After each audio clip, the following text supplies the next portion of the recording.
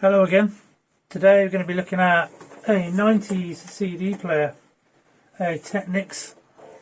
This one is skipping and jumping, and I've had a look inside it before. I've got the service manual and it says you need a special tool to recalibrate it, and that tool's not available. You can make one, but it's not economically viable. So I'm just going to go in there and take a best guesstimate, trim the pots and see if we can make it work better, because it's either that or it ends up in the bin basically, because it's not worth fixing otherwise. So let's get the lid off this thing and have a look. Okay, screwdriver. Get the lid off. Open it.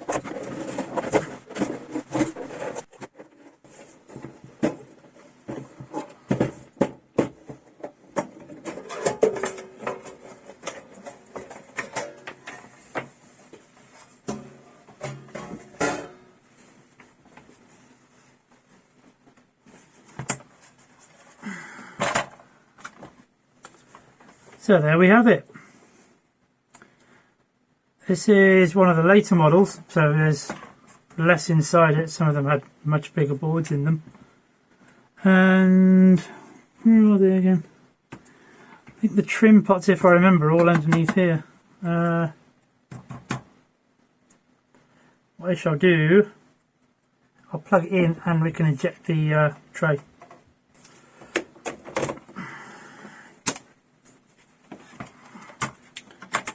Off.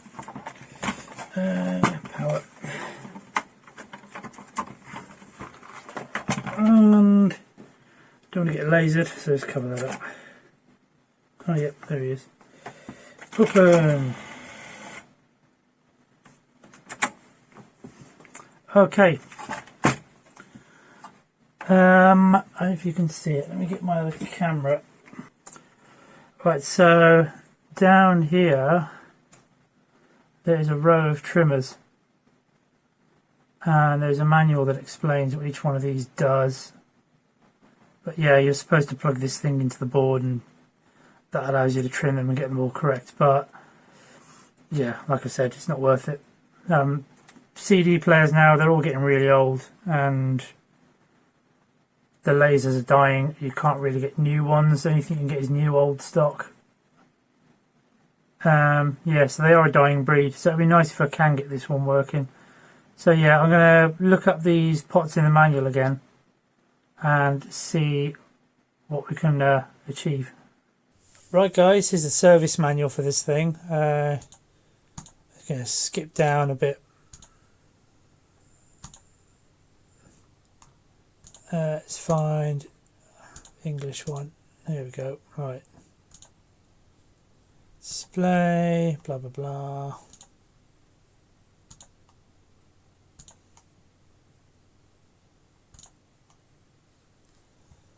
Optical pickup, blah blah blah. Disassembly.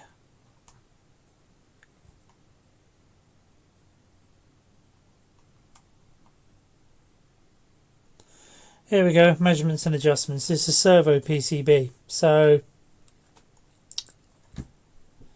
what you have is the trimmers, and then you're supposed to connect this thing up, which this servo gain adjuster thingy, to set all this up. But nah, we ain't got that, and we're not going to have it either. So yeah, this servo gain adjuster, blah blah blah, test discs, dual beam scope, etc etc. So I'm not going to be able to get this kit. I'm not interested in putting one together either. So I will basically make these adjustments manually and see what works, see if something's better, and we'll see. I think it's going to be mostly these two, focus gain and tracking gain. I imagine the laser has fizzled out over the years, so I might just need to boost the gain on these. That might do the trick. So I'll have a go at doing that first, and yeah, see if it makes any sort of difference to it. Yeah, you got these tracking offsets, focus offsets, so I'll get to those afterwards. But yeah, I'm not going to bother connecting it up to a scope or anything. I'm just going to power this up and see what happens. Right, there we are. So what we got here? So VR 102 and 104. So I am going to tweak that one up slightly. That's all. And give that a whirl, see what happens. Right, I've burnt a CD of YouTube friendly stuff. I need to grab an audio lead. Okay, let's give it a try.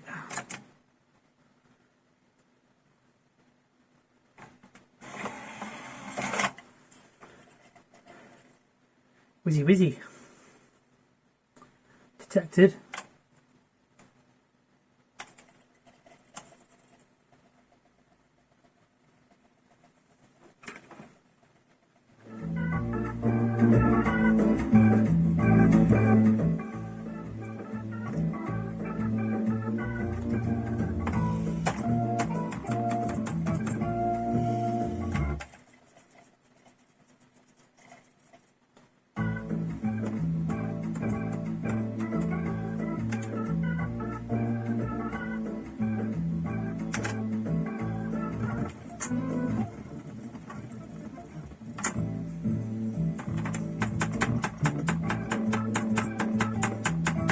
Still overly sensitive.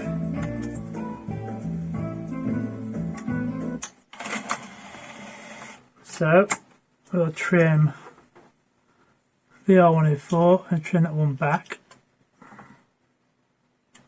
And I'll try an adjustment on 102. Try again.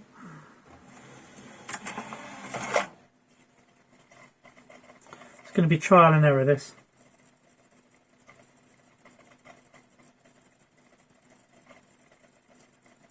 Well, that's definitely not right. Okay, eject.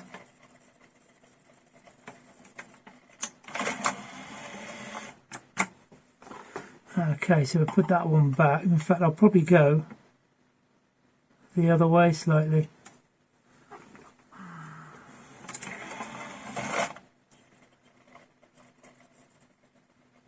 Bam, straight on.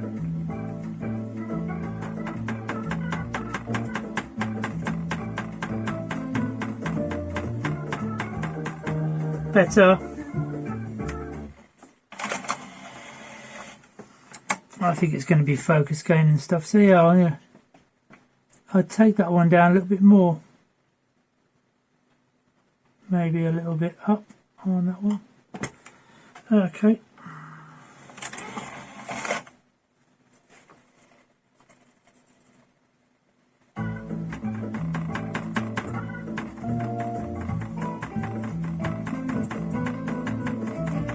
Better still. I'll just keep going with this, I think. 102. Let's bring him right the other way. I'll leave 104 for a minute.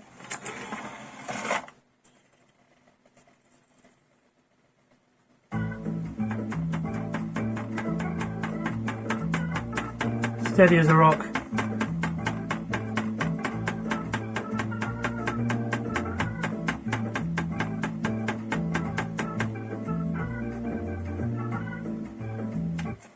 Next track. See how it copes further down the disc.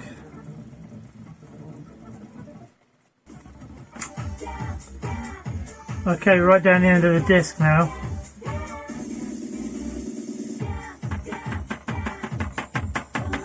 That's quite stable.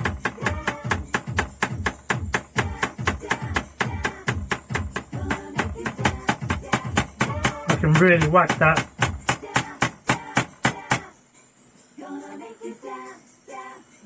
I think that's a success. I'm going to have another try with the CDs that were given to me, because they were known not to work, but they've got copyright material on, so you won't be able to hear those.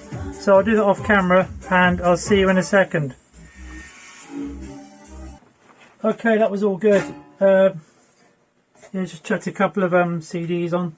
One that was burnt at very high speed, because high speed burn CDs aren't normally very good.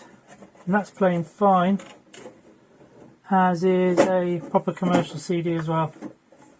So I'm going to say that is a fix for now. I'm not sure if that's going to be a long-term fix or whether it's just postponing the inevitable with poor CD players. Yeah, they're a dying breed. But let's get the screws back in this, and I'll see you in a sec.